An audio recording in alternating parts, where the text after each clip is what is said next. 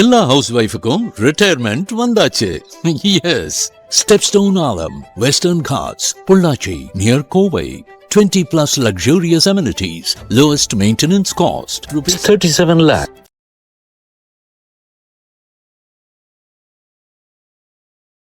அதாவது வந்து பார்த்தீங்கன்னா அச்சு அசலாக வந்து நட்டியை வந்து விஜய் மாதிரியே டிசைன் பண்ணியிருக்காங்க. அப்படியே அதாவது விஜய் போடுற அதே மாதிரி white shirt, cream colour pant, look, அவருடைய பியர்ட் பார்த்தீங்கன்னா அந்த பாதி நிறைச்சி பாதி நிறைக்காத மாதிரி, அவருடைய ஹேர் ஸ்டைலு, அவருடைய மேனரிசம். குஷி ஆனந்த் இருக்காரு, அதுக்கப்புறம் பார்த்தீங்கன்னா நம்ம செங்கோட்டையன் இருக்காரு. ஸோ பல பேர் தாவேக்கால் இருக்கிறவங்களை எல்லாம் கரெக்டாக சென்டர் பண்ணி ஒரு தாவேக்கா கூடாரம் இன்னைக்கு எப்படி செயல்படுது, எப்படி கோமாளித்தனமா இருக்கு, எப்படி கூத்தா இருக்கு. தாவேக்கா வேட்பாளருடைய பேர் வந்து ராமு ஓட்டு போடுங்க அப்படின்னு சொல்றதுக்கு பதில் அதே ஏரியாவில் வந்து பாரதிய ஜனதா கட்சியினுடைய வேட்பாளர், அவர் பேர் செல்வம், சபாநாயகர்லாம் இருந்தவர் தான் அவரை பேரை சொல்லி வந்து ஓட்டுக்கு. பெரம்பூர்ல வந்து அவருடைய வயது வந்து 52 போட்டிருக்காரு, திருச்சியில 51 போட்டிருக்காரு. இதை கூட கரெக்ட் பண்ண மாட்டீங்களா? உங்க டேட் ஆஃப் பர்த், உங்க ஏஜ கூட உங்களால கரெக்டா போட முடியாதா இருந்துச்சுல்ல? மதுரை மாநாட்டுல ஒரு ரசிகர் வந்து அந்த ரேம்ப் வாக்ல ஏறிடுவாரு, அவரை பவுன்சர்ஸ் டமார்னு தூக்கி போடுவாங்கல்ல, அதுல அவருக்கு நெஞ்சில அடிபட்டுருச்சுன்னு சொல்லி அவருடைய பேரண்ட்ஸ் அவரெல்லாம் வந்து புகார் கொடுத்திருக்காங்க. TN 2026 இருக்கு பாத்தீங்களா, இது விஜயை வந்து கேலி சித்திரமா வந்து எடுத்திருக்கிறாங்க. ஆனா இந்த முட்டாள் தாவேக்கா தொண்டர்கள் என்ன சொல்றாங்கன்னா, இது வந்து நம்ம தலைவரோட பயோபிக்னு ஒரு பக்கம் கொண்டாடிட்டு இருக்காங்க. ஸோ அவங்களோட மனநிலை எப்படி இருக்கு பாருங்க. அதாவது இது தாக்குதல் பண்ணி எடுத்திருக்கிறாங்கிறத கூட அவங்களால புரிஞ்சிக்க முடியும். எம்ஜிஆர் சிலைக்கு போய் மாலை போடுறாரு. எதுக்கு எம்ஜிஆர் சிலைக்கு போய் மாலை போடுறாரு? ஏன் எம்ஜிஆர் சிலைக்கு மாலை போடணும்? என்ன உங்களுக்கும் எம்ஜிஆருக்கும் என்ன சம்பந்தம்? ஸோ நீங்கள் எல்லாரையும் உங்களுடைய கனெக்டிவிட்டிக்குள்ள கொண்டு வர பார்க்குறீங்க. எம்ஜிஆருடைய ஓட்டுக்கள், அது ஏடிஎம்கேவுடைய ஓட்டுக்கள், அதையும் நீங்கள் வாங்க பார்க்குறீங்க. இவர் நேர வந்து தனி விமானத்தில் கிளம்பி போய் பாம்பேக்கு போய் அட்லியினுடைய மனைவியினுடைய சீமந்தத்துக்கு போயிட்டு அந்த விழாவில் வந்து கலந்துக்கிட்டு ஃபோட்டோக்கு போஸ் கொடுத்துட்டு அங்கே அட்லி வீட்டில் இட்லி சாப்பிட்டு வர்றாரு. இப்படிப்பட்ட தலைவரை நீங்கள் எங்கேயாவது பார்க்க முடியுமா? அதுக்கு ஆகிற செலவு, விமான செலவு மட்டுமே 40 லட்சம். உங்களுடைய அதிகபட்சம் உங்களுடைய குரல் என்னவா இருக்கு அப்படின்னா, நாங்க தூய சக்தி, டிஎம்கே தீய சக்தி, இதுவா தானே இருக்கே தவிர விமர்சனம் பண்ணுங்க. கட்சி அவங்களுடைய செயல்பாடுகளை விமர்சனம் பண்ண வேணாம்னு நம்ம சொல்லல. ஆனா அவங்க கட்சி விமர்சனம், மற்ற கட்சிகளை விமர்சனம் எதிர்கட்சிகளை பண்ற மாதிரி உங்க கட்சி என்ன பண்ணுவோம், நாங்க வந்தா என்ன பண்ணுவோம் அப்படிங்கறத நீங்க சொல்லணும்ல. டிஎம்கே, ஏடிஎம்கே, பாஜக, பாட்டாளி மக்கள் கட்சி, நாம் தமிழர் கட்சி, விடுதலை சிறுத்தைகள் கட்சி, சசிகலா ராமதாஸ் கட்சி, இன்னும் எல்லா கட்சியிலிருந்துமே வேட்பாளர்களை பொறுக்கி போட்டு அனைத்து கட்சி வேட்பாளர்கள் கிட்டத்தட்ட ஒரு 234ல 110 வேட்பாளர்கள் வேற வேற கட்சியிலிருந்து வந்தவங்க, பக்கத்து கிளை கட்சியிலிருந்து வந்தவங்க. அது வந்தது கூட பெருசு இல்லை. அன்னைக்கு வந்தவன், காலையில வந்தவன், நேத்து வந்தவன், முந்தானைத்து வந்தவன், எல்லாரையும் கூப்பிட்டு சீட்டு கொடுத்துருக்கீங்க அப்படின்னா விஜயை பார்த்ததுக்கு வந்து சந்தோஷப்பட்டு அழுகிற மாதிரி ஒரு பெண்மணி. அதே பெண்மணி பார்த்தீங்கன்னா ஒரு கூலிங் கிளாஸ் போட்டுக்கிட்டு, ஒரு மறு ஒன்று வச்சுக்கிட்டு, தலையில ஒரு முக்காடு ஒன்று போட்டுக்கிட்டு, அவங்க வந்து பெரம்பூர்ல இருந்தவங்க குளத்தூர்ல இருக்காங்க. எப்படி குளத்தூர்ல இருக்கு, பெரம்பூர்ல இருந்த பெண்மணி விஜயை பார்க்கணுங்கிற ஆர்வம் மிகுதியால விஜயை பின்தொடர்ந்து பெரம்பூர்ல இருந்து குளத்தூருக்கு வந்திருக்கலாம், அது தப்பு இல்லை. ஆனா எப்படி மறு வந்துச்சு, எப்படி கூலிங் கிளாஸ் வந்துச்சு, எப்படி ஒரு முக்காடு வந்துச்சு? அஜித்தை பொறுத்த வரைக்கும் பார்த்தீங்கன்னா ஃபோட்டோகிராஃபியில் இன்ட்ரெஸ்ட். பிரியாணி சமைக்கிறதெல்லாம் அவர் வந்து பல வருடங்களாகவே வந்து பிரியாணிலாம் சமைச்சிட்டு இருக்காரு. அந்த மாதிரி வந்து இப்போ கார் ரேஸில் வந்து அவருக்கு இன்ட்ரெஸ்ட். எப்படி வந்து அவருடைய ஹாபி, பேஷன், அதை நோக்கி வந்து அஜித் போகிறார். சினிமா நடிகர், அது அவருடைய தொழில். அந்த நேசித்து வந்தார். அந்த வந்ததுக்கு 33-34 வருஷத்தில் அந்த உயரத்தையும் உச்சத்தையும் வந்து அஜித் அடைஞ்சிட்டார். ஃபைன் டைம் சினி நேயர்களுக்கு வணக்கம். இன்றைக்கு நம்மளோட நிகழ்ச்சியில் சீனியர் ஜேர்னலிஸ்ட் அண்ட் ஆஸ்கார் மூவிஸோட ப்ரொடியூசர் பாலாஜி பிரபு சார் நம்ம கூட இணைஞ்சிருக்காரு. வணக்கம் சார். வணக்கம். ஸோ தமிழ் சினிமா அப்படின்னு பார்க்கும்போது இப்போ எலெக்ஷனுக்காக நிறைய நிறுத்தி வச்சுருக்காங்க. ஜனநாயகம் அதனால தான் வரல, எலெக்ஷனுக்கு அப்புறமா வரும் அப்படின்னு சொன்னாங்க. இப்போது ரீசெண்டாக ஒரு படத்தோட ட்ரெய்லர் வந்திருக்கு, TN 2026ன்னு சொல்லிட்டு. அது வந்து டைட்டிலாக இருக்கட்டும், இல்லை ட்ரெய்லர், எல்லாமே அரசியல் சார்ந்திருக்கு. எப்படி இந்த படத்தை மட்டும் வெளியிட்டாங்க அப்படின்ற ஒரு விஷயம். அதை தாண்டி விஜய் வந்து நிறைய இதில் வந்து கலாச்சி பேசியிருக்காங்க. அப்படிதான் சீன்ஸ் எல்லாமே வச்சுருக்காங்க, டைலாக் எல்லாமே அப்படிதான் வச்சுருக்காங்க அப்படின்னு சொல்லியிருக்காங்க. இது விஜயை சார்ந்தும் இருக்குது, விஜய் எதிர்த்தும் இருக்குது அப்படின்னு சொல்லிட்டு. அது ட்ரெய்லர் பார்த்தீங்களா? நீங்கள் எப்படி பார்க்குறீங்க சார் அந்த ட்ரெய்லர்? வரவெல்லாம் விஜய் வந்து அரசியலில் அடிச்சுட்டு இருந்தான். இப்போ சினிமாலேயும் வந்து பார்த்தீங்கன்னா விஜய் வந்து அடிக்க ஆரம்பிச்சிட்டாங்க, வச்சு செய்ய ஆரம்பிச்சிட்டாங்க. TN 2026 தமிழ்நாடு 2026 எலெக்ஷன் வந்து வரப்போகுது ஏப்ரல் 23. ஸோ அதை கனெக்ட் பண்ணி தான் இந்த படம் இருக்குமா அப்படின்னா, இது வந்து பார்த்திங்கன்னா தங்க நட்சத்திரம். TNனா தங்க நட்சத்திரம் 2026 சொல்றாங்க.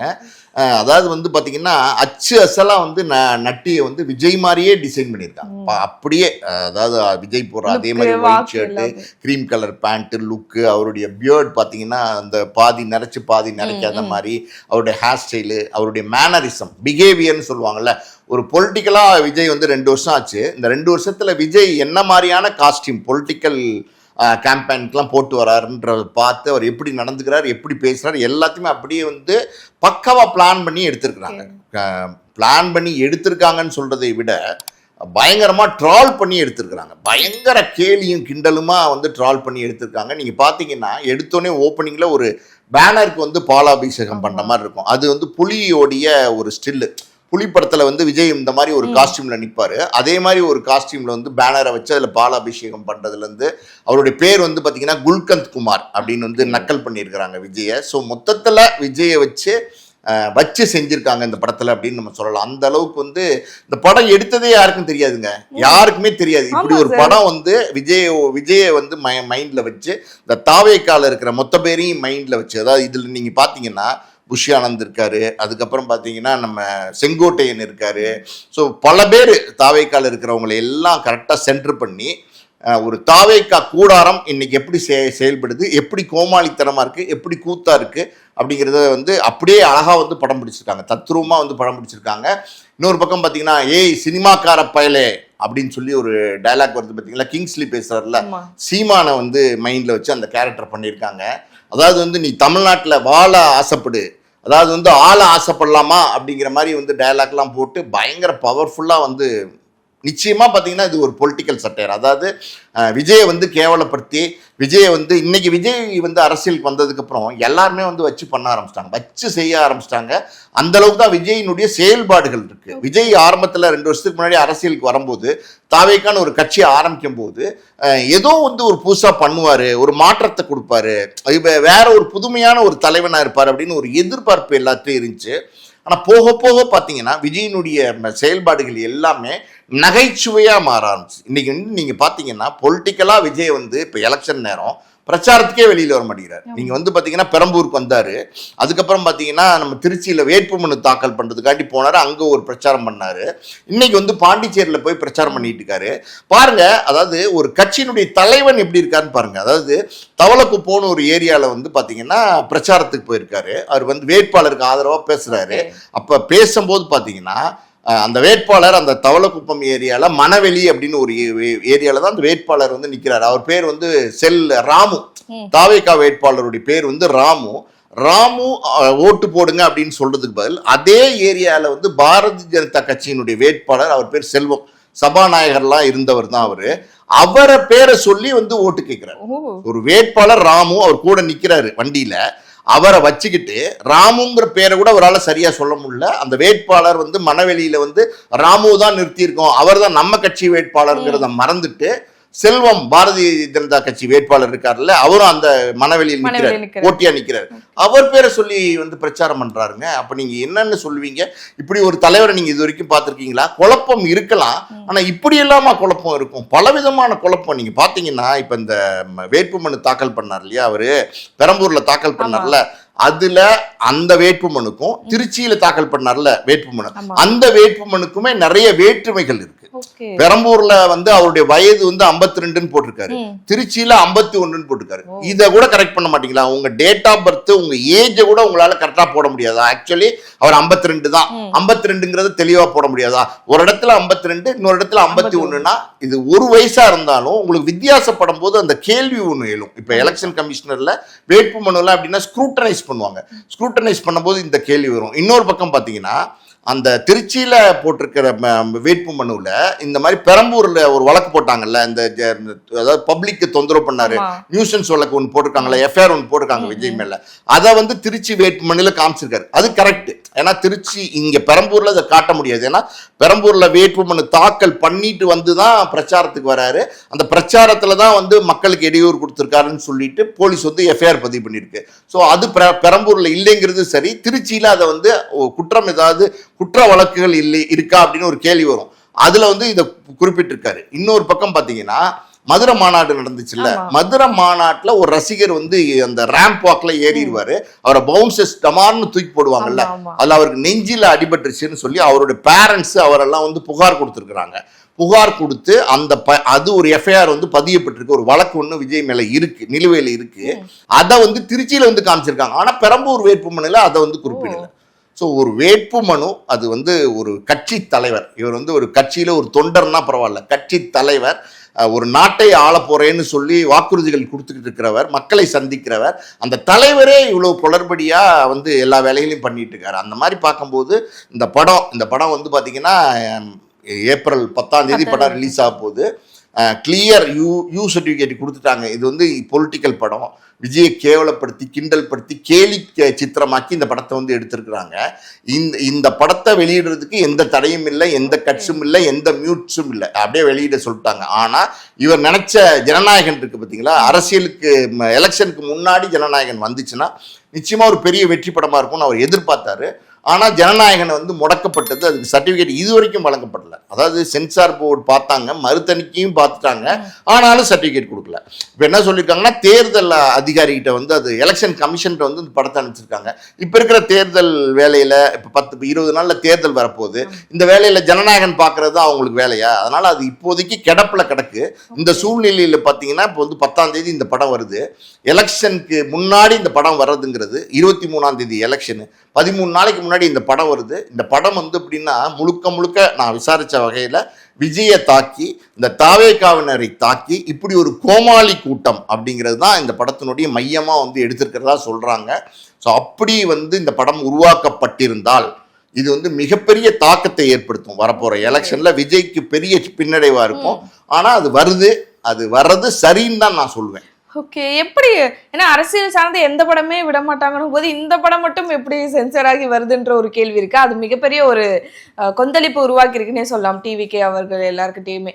எப்படி சார் அது மட்டும் வருது, இது இப்படி ஒரு படம் வருதுன்னா அடுத்தடுத்து இதே மாதிரி படங்கள் நிறைய வருமான்ற ஒரு கேள்வி இருக்கு. பொதுவாகவே பார்த்தீங்கன்னா அரசியல் சட்டையர் படங்கள் நிறைய படங்கள் வந்திருக்கு. நீங்கள் அமைதி படம்லாம் பார்த்தீங்கன்னா அந்த படங்கள்லாம் வந்து யாராலையும் மறக்க முடியாது. அப்படி ஒரு படம் அரசியலில் ஒருத்தர் எப்படி வந்து கடை நிலையிலேருந்து ஒரு உச்சத்துக்கு வருவார், என்னென்ன வேலைகள் செய்வார் அப்படிங்கிறது பொண்டாட்டி கொள்கிற வரைக்கும் அந்த படத்தில் வந்து காமிச்சிருப்பாங்க. அப்படிப்பட்ட படங்கள் அப்பப்போ 1-2 வந்துக்கிட்டு தான் இருந்துச்சு. ஒரு காலத்தில் வந்துச்சு நிறைய படங்கள், இப்போ சமீபத்தில் தான் அந்த மாதிரியான படங்கள் வரதில்லை. ஸோ இந்த படத்தை பொறுத்த வரைக்கும் பார்த்தீங்கன்னா இது விஜயினுடைய செயல்பாடுகள் 2 வருஷமா இருக்குல்ல, இதை பார்த்துட்டு இதை வச்சு ஏன் ஒரு படம் பண்ணக்கூடாதுன்னு ஒரு மையப்படுத்தி ஒரு படம் எடுத்திருக்கிறாங்க. முழுக்க இதில் இருக்கிற கேரக்டர்ஸ்லாம் நான் சொன்னேன்ல, குல்கந்த் குமார் மாதிரியான கேரக்டர்ஸ் அப்படின்னும் போது நம்ம புஷி ஆனந்த் மாதிரி தம்பி ராமையா நடிச்சிருக்கிறாரு. இதெல்லாம் வந்து எப்படின்னா ஒரு கற்பனை. இது வந்து தாவேக்காவை அட்டாக் பண்ணி நான் பார்த்தாலே நல்லா தெரியுது, அப்படியே நட்டி வந்து விஜய் மாதிரியே இருக்காரு. அதனால வந்து இது 100% வந்து விஜய் தாவேக்காவை அட்டாக் பண்ணி எடுக்கப்பட்ட படம் தான். ஆனா அது வந்து கற்பனை கதாபாத்திரங்கள் அப்படின்னும் போது இது முழுக்க கற்பனை கதை தான், யாரையும் வந்து மையப்படுத்தி எழுதப்பட்ட கதை கிடையாதுன்னு சொல்லும் போது நிச்சயமா அதை வந்து தேர்தல் ஆணையம் வந்து வெளியிடுறதுக்கு தடை விதிக்க மாட்டாங்க. சென்சார் போர்டு அது பார்த்து சென்சார் கொடுத்துட்டாங்க. ஸோ 10ஆம் தேதி தேர்தல் நேரமாக இருந்தாலும் அது வரப்போகுது. அது வந்துச்சுன்னா தாவேக்காக்கு வந்து நிச்சயமா ஒரு பெரிய தாக்கத்தை ஏற்படுத்தும், ஒரு பின்னடைவை ஏற்படுத்துங்கிறது 100% உண்மைமா. அதாவது இப்போ விஜய் அவருடைய செயல்பாடுகளை பார்த்துட்டு இன்னைக்கு அரசியலில் இருக்கிற மூத்த பத்திரிகையாளர்கள் எல்லாருமே விஜயை பற்றின விமர்சனங்கள் அதாவது நேரடியாகவே கிளிக்க ஆரம்பிச்சாங்க. அந்த அளவுக்கு ஒரு மோசமான செயல்பாடு. ஒரு தாவேக்கா அப்படின்ற ஒரு கட்சி அது அரசியல் நோக்கி வந்திருக்கு. அந்த கட்சி தலைமையிலிருந்து தொண்டன் வரைக்கும் பார்த்தீங்கன்னா முட்டாள்களாக இருக்கிறாங்க. அதுதான் உண்மை. அதாவது நீங்கள் இந்த படம், அதாவது வந்து இந்த TN 2026 இருக்கு பார்த்தீங்களா, இது விஜயை வந்து கேலி சித்திரமா வந்து எடுத்திருக்கிறாங்க. ஆனால் இந்த முட்டாள் தாவேக்கா தொண்டர்கள் என்ன சொல்றாங்கன்னா, இது வந்து நம்ம தலைவரோட பயோபிக்னு ஒரு பக்கம் கொண்டாடிட்டு இருக்காங்க. ஸோ அவங்களோட மனநிலை எப்படி இருக்கு பாருங்க. அதாவது இது தாக்குதல் பண்ணி எடுத்திருக்கிறாங்கிறத கூட அவங்களால புரிஞ்சிக்க முடியல. இது கேலியும் கிண்டலுமா இருக்கு இந்த ட்ரைலர் அப்படிங்கிறத கூட அவங்களால புரிஞ்சிக்க முடியல. ஓம் சக்தி பராசக்தின்ற வார்த்தைகள் எல்லாம் கூட அதுல வந்து பயன்படுத்துறாங்க. அவங்க என்ன சொல்றாங்க, ஓம் சக்தி பராசக்தி DMK தீய சக்தி அப்படிங்கிறாங்கல்ல, அதை கூட வந்து பயன்படுத்திருக்காங்க இந்த படத்துல. அப்படின்னும் போது முழுக்க இது வந்து ஒரு கேலி சித்திரம். விஜய் கேலி பண்ணி கிண்டல் பண்ணி எடுத்திருக்காங்க. தாவேக்காவினரை வந்து மொத்த கூட்டத்தையுமே கேலி பண்ணியிருக்காங்கிறது கூட புரிஞ்சிக்க முடியாத ஒரு அடிப்படை அறிவில்லாத அது தொண்டர்களா இருக்கிறாங்க. தலைவனும் அப்படியே தொண்டனும் அப்படிங்கிற மாதிரி இருக்கு. விஜயோட செயல்பாடுகள்லாம் பாருங்களேன், ஒரு வேட்பு மனுவை தாக்கல் பண்ண முடியலன்னா அது ரொம்ப, அதாவது இப்படி ஒரு தலைவனை நம்ம பார்த்ததே கிடையாது. ஒரு வேட்பாளர் இன்னைக்கு பாண்டிச்சேரியில் போய் வேற ஒரு கட்சியினுடைய வேட்பாளரை சொல்றாரு அப்படின்னா, அந்த கூட இருக்காருல அவருடைய கட்சி வேட்பாளர், அவர் பேர் ராமு, அவருக்கு எப்படி இருக்கும், என்னடா இது இப்படி ஒரு கட்சியில வந்து சிக்கிட்டமே நினைக்க மாட்டாரா? ஸோ இதெல்லாம் வந்து சரி பண்ணாம, அடிப்படை கட்டமைப்பை வந்து சரி பண்ணாம எலெக்ஷனை ஃபேஸ் பண்ணணும்னு நினைக்கிறாரு. வந்த 2 வருஷத்திலே பார்த்தீங்கன்னா எம்ஜிஆர் ஆகணும்னு நினைக்கிறாரு. அன்னைக்கு திருச்சியில் பார்த்தீங்கன்னா போய் வேட்புமனு தாக்கல் பண்ணிட்டு எம்ஜிஆர் சிலைக்கு போய் மாலை போடுறாரு. எதுக்கு எம்ஜிஆர் சிலைக்கு போய் மாலை போடுறாரு? ஏன் எம்ஜிஆர் சிலைக்கு மாலை போடணும்? என்ன உங்களுக்கும் எம்ஜிஆருக்கும் என்ன சம்பந்தம்? ஸோ நீங்கள் எல்லாரையும் உங்களுடைய கனெக்டிவிட்டிக்குள்ள கொண்டு வர பார்க்குறீங்க. எம்ஜிஆருடைய ஓட்டுக்கள், அது ஏடிஎம்கேவுடைய ஓட்டுக்கள், அதையும் நீங்கள் வாங்க பார்க்குறீங்க. மற்றவர்களையும் நீங்கள் ஏமாற்ற பார்க்குறீங்க. எப்படி சினிமாவில் வந்து முக சாயம் பூசி நீங்கள் வந்து மக்களை ஏமாத்துறீங்களோ, ஒரு நடிகன் அப்படிங்கிற அந்தஸ்து, நல்லவன் அப்படிங்கிற ஒரு காட்சியமைப்பை உருவாக்கி ஒரு கட்டமைப்பு கிட்டத்தட்ட பார்த்தீங்கன்னா 35 வருஷமா ஒரு பிரபல நடிகர் அப்படின்னும் போது அவர் வந்து ரொம்ப நல்லவர் அப்படிங்கிற மாதிரியான ஒரு ஒரு பிம்பத்தை வந்து மக்கள்கிட்ட உண்டு பண்ணியிருக்காங்க. நீங்கள் பாருங்களேன், இந்த பெரம்பூர்ல ஒரு பொண்ணு அழுகுது. என்ன அழுகுதுன்னா, நான் விஜயை பார்த்துட்டேன்னு ஒரு பொண்ணு அழுகுது. இன்னொரு பொண்ணு அழுகுது. அது எப்படின்னா, நான் விஜயை பார்க்கல அப்படின்னு ஒரு பொண்ணு அழுகுது. இது வந்து எப்படின்னா, இப்படி ஒரு கூட்டத்தை நம்ம பார்த்ததே இல்லை. பார்த்தா என்ன, பார்க்கலன்னா என்ன? அவர் என்ன செஞ்சிருவார் உங்களுக்கு? அவர் என்ன செஞ்சிருவார்? இறங்கி வந்து உங்க வீட்டு பிரச்சனைகளை சமாளிச்சிருவாரா? சரி பண்ணிடுவாரா? அவருடைய வீட்டு பிரச்சனையிலே அவரால் சமாளிக்க முடியல. அவர் மனைவிக்கு பிரச்சனை, விவகாரத்து கேட்டிருக்காங்க. மகன் வீட்டில் இல்லை, மகள் வீட்டில் இல்லை, அப்பா அம்மா வந்து வீட்டில் இல்லை. டோட்டலா அவருடைய குடும்பத்தையே வந்து தூக்கி எறிஞ்சிட்டு ஒருத்தர் வந்து தனியா நிற்கிறாரு. அவர் வந்து தலைவன் அப்படிங்கிறாரு. அதாவது அவர் போற இடங்கள்லாம் என்ன சொல்றாருன்னா, என்னுடைய எப்படி சொல்றது, இவ்வளோ பெரிய வசதியை விட்டுட்டு நான் வந்து அரசியலுக்கு வந்திருக்கேன், எனக்கு ஓட்டு போடுங்க அப்படிங்கிறாரு. இது என்ன வசதியை விட்டுட்டு வந்திருக்காரு நான் கேட்குறேன். அவர் வந்து இருக்கிறதுலே லக்ஸுரி காரில் வராரு. அதில் எல்லா விதமான வசதிகளும் இருக்கு. கேரவன் பார்த்தீங்கன்னா ஒரு 7 ஸ்டார் ஹோட்டல் மாதிரி வந்து அதை டிசைன் பண்ணியிருக்காங்க. அதில் இல்லாத லக்ஸுரியே கிடையாது, அப்படி வந்து டிசைன் பண்ணியிருக்காங்க.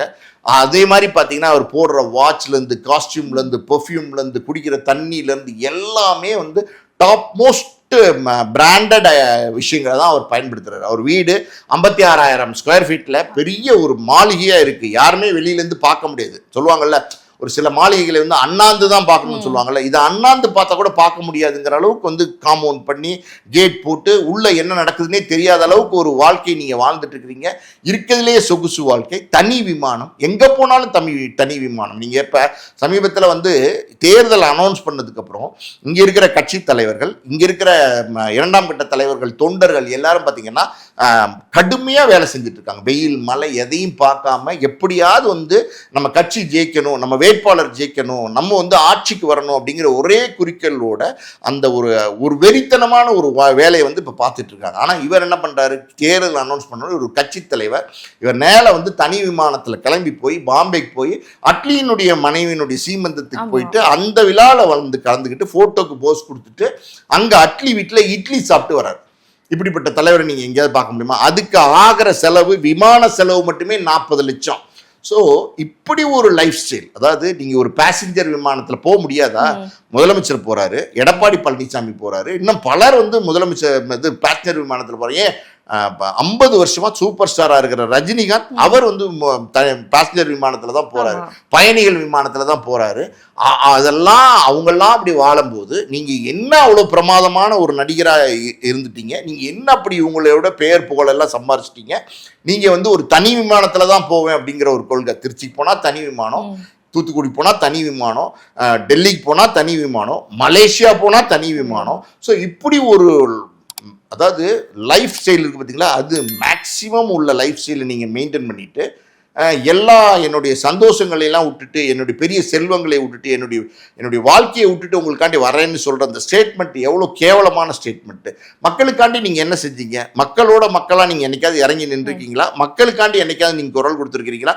உங்களுடைய அதிகபட்சம் உங்களுடைய குரல் என்னவா இருக்குது அப்படின்னா, நாங்கள் தூய சக்தி, டிஎம்கே தீய சக்தி, இதுவாக தானே இருக்கே தவிர விமர்சனம் பண்ணுங்க. கட்சி அவங்களுடைய செயல்பாடுகளை விமர்சனம் பண்ண வேணாம்னு நம்ம சொல்லலை. ஆனால் அவங்க கட்சி விமர்சனம், மற்ற கட்சிகளை விமர்சனம் எதிர்கட்சிகளை பண்ணுற மாதிரி உங்கள் கட்சி என்ன பண்ணுவோம், நாங்கள் வந்தால் என்ன பண்ணுவோம் அப்படிங்கிறத நீங்கள் சொல்லணும்ல. ஒரு காலத்தில் வந்து என்ன சொன்னார்னா, என்னுடைய கட்சியில போஸ்டர் ஒட்டவனுக்கு தான் வந்து வேட்பாளர் நான் வந்து கொடுப்பேன், சீட்டு கொடுப்பேன்னு சொன்னாரு. ஆனா இன்னைக்கு என்ன பண்ணிருக்காரு அப்படின்னா, எல்லா கட்சியில இருந்து வந்து வேட்பாளர்களுக்கு வந்து சீட்டு கொடுத்திருக்காரு. டிஎம்கே ஒரு 23 கட்சியோட வந்து கூட்டணி இருக்கு, ஏடிஎம்கே ஒரு 4-5 கட்சியோட கூட்டணி இருக்கு அப்படின்னா, இவர் வந்து அனைத்து கட்சி கூட்டணி. இதுல வந்து இவருடைய கட்சியில இருக்கிற வேட்பாளர்கள்லாம் பாத்தீங்கன்னா டிஎம்கே, ஏடிஎம்கே, பாஜக, பாட்டாளி மக்கள் கட்சி, நாம் தமிழர் கட்சி, விடுதலை சிறுத்தைகள் கட்சி, சசிகலா ராமதாஸ் கட்சி, இன்னும் எல்லா கட்சியிலிருந்துமே வேட்பாளர்களை பொறுக்கி போட்டு அனைத்து கட்சி வேட்பாளர்கள் கிட்டத்தட்ட ஒரு 234ல 110 வேட்பாளர்கள் வேற வேற கட்சியிலிருந்து வந்தவங்க, பக்கத்து கிளை கட்சியிலிருந்து வந்தவங்க.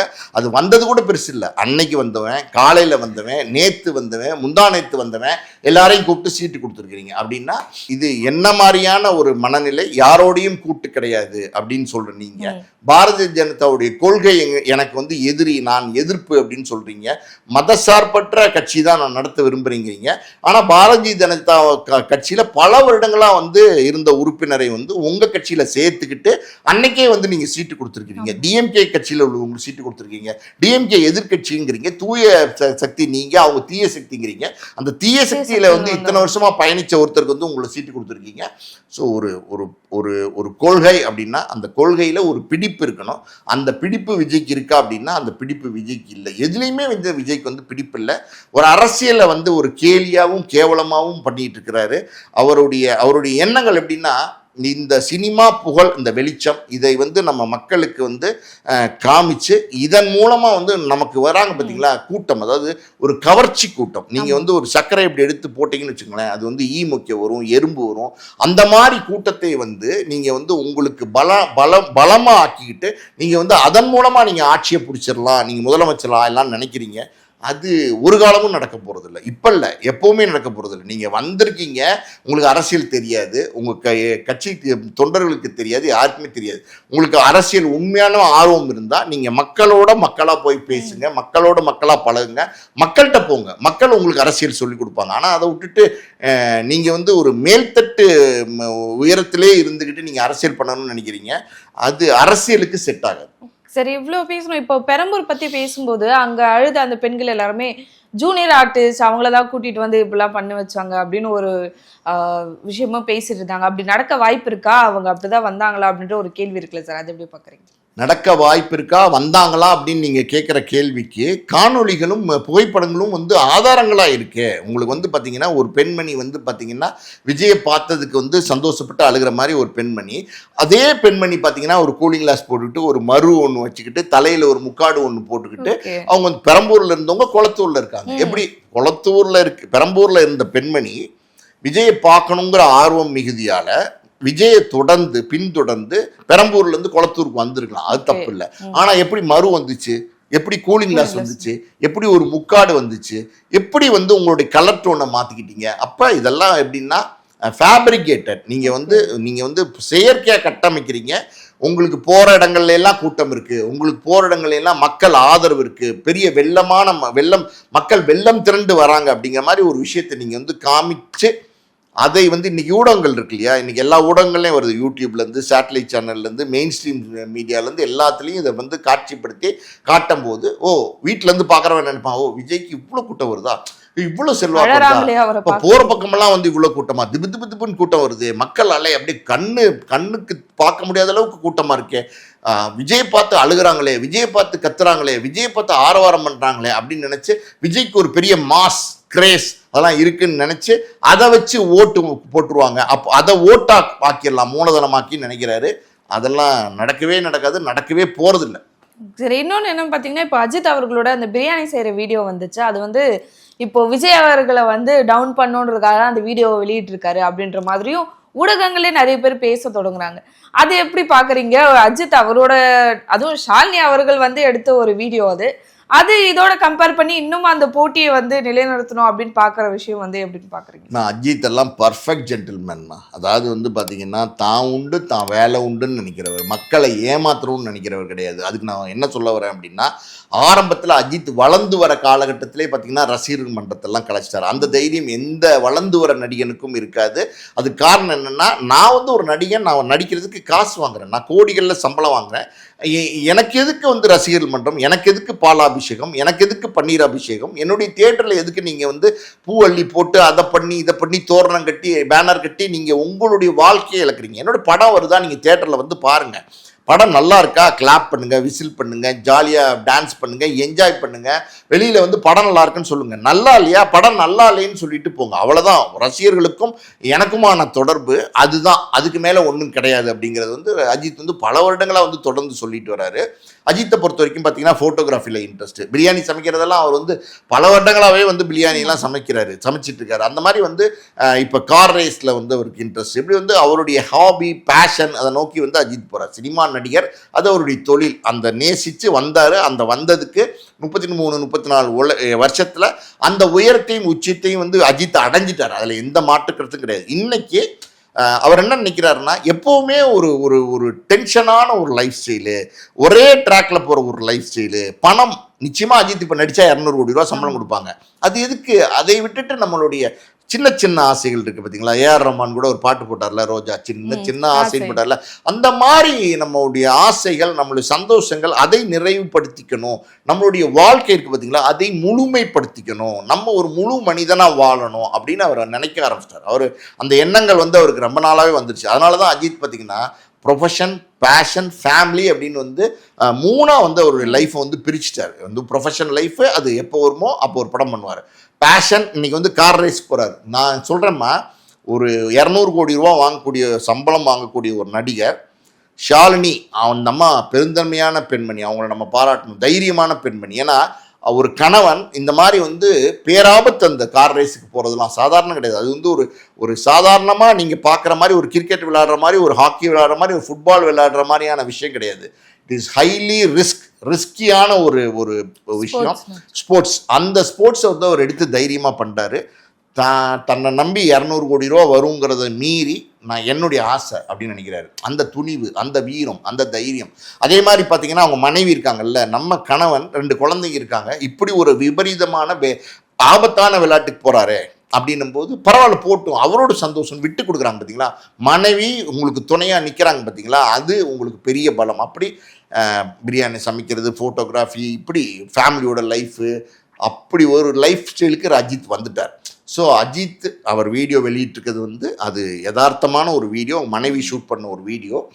விஜய் அட்டாக் பண்ணணுங்கிற எண்ணம்லாம் அஜித் கிடையாது. ஆனால் எல்லாரையுமே வந்து விஜயினுடைய கட்சியினர் வந்து பார்த்திங்கன்னா தவறுதலாக பேசி அவங்களுடைய மனசு புண்படுத்துகிற மாதிரி நடந்துக்கிறாங்க. சமீபத்தில் நம்ம உதாரணமாக சொல்லணும் அப்படின்னா, ரஜினிகாந்தை பற்றி வந்து ஆதவ் அர்ஜுனா பேசுகிறார் அந்த கட்சியிலேருந்து.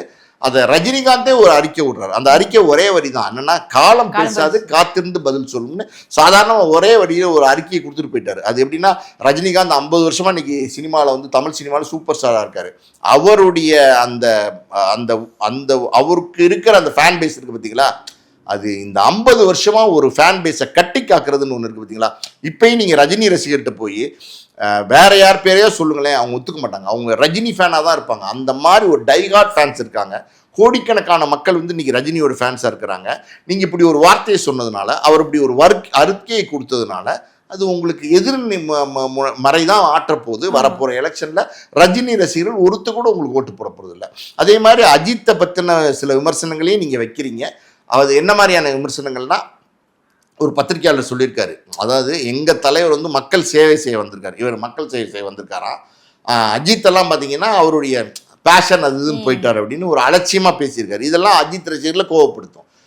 சும்மா இருக்கிறவங்களையெல்லாம் நீங்கள் நோண்டிங்க, அப்போ அஜித் ரசிகர்களும் ஓட்டு போட போகிறது இல்லை. மொத்தத்தில் உங்களுக்கு கிடைக்க போகிறதே ஒரு கொஞ்சம் ரொம்ப கம்மியான சதவீதம் ஓட்டு தான்.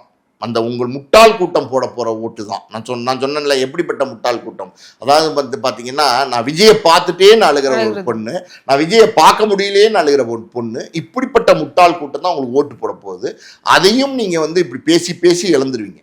Okay sir. ஸோ நிறைய விஷயங்கள் பேசணும். முக்கியமாக இந்த TN 2026 படம் எப்படி வரப்போகுதுன்ற எல்லாருமே வெயிட் பண்ணிட்டு இருக்காங்க. அடுத்தடுத்து பேசலாம். மிக்க நன்றி சார். நன்றி.